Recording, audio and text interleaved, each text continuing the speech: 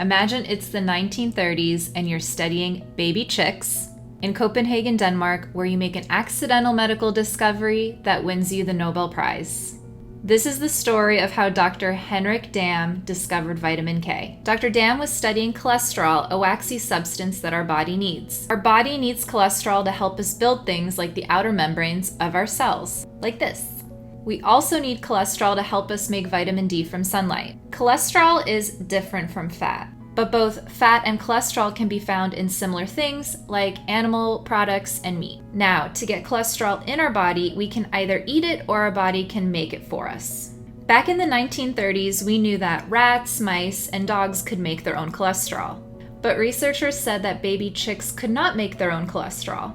They said if you gave baby chicks a cholesterol-free diet, which also meant fat-free diet, they wouldn't survive. But Dr. Dam didn't quite believe that research. So he does his own study, also feeding the chicks a fat-free diet, but he does something differently. He adds back vitamins, like vitamins A and D, that would be missing from a fat-free diet. And the baby chicks live.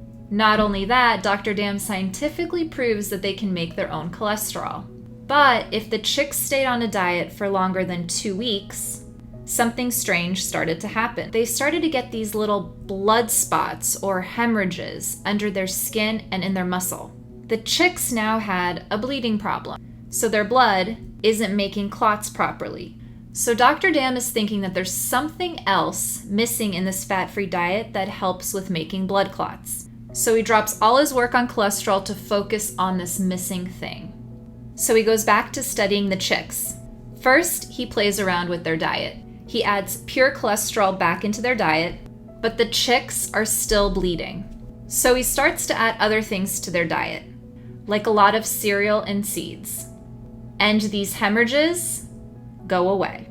He starts thinking that this missing factor is found in plants and animal organs. And after many years of research, he realizes he's discovered a new vitamin, which he names after the Danish word for coagulation, and it gets called vitamin K. He begins to study vitamin K in medicine, discovering that vitamin K prevents bleeding problems in newborns, which is why it's given to babies today. A few years later, he takes alfalfa sprouts and pulls out pure vitamin K so we could see the structure up close. And then in 1943, he travels to New York City to get the Nobel Prize in Medicine for the discovery of vitamin K. Since Danish media was censored back then because of the war, no one back home heard about his award.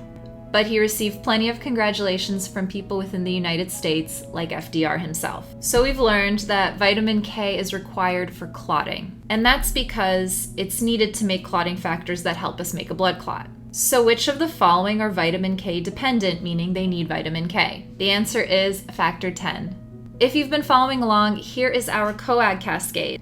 And every single green factor you see here needs vitamin K. So that means 2, 7, 9, and 10 need vitamin K. I'll leave you with the second question to meditate on. You've seen that newborns get vitamin K. So suppose you have a patient that's taking warfarin and all of a sudden has this big sudden bleed. The INR is high. How do you treat them? And why? Up next is the wild story of warfarin. It's the most commonly prescribed blood thinner or anticoagulant in the United States. And the story of how we got here involves moldy hay, rat poison, a whole bunch of other twists and turns. That'll be next.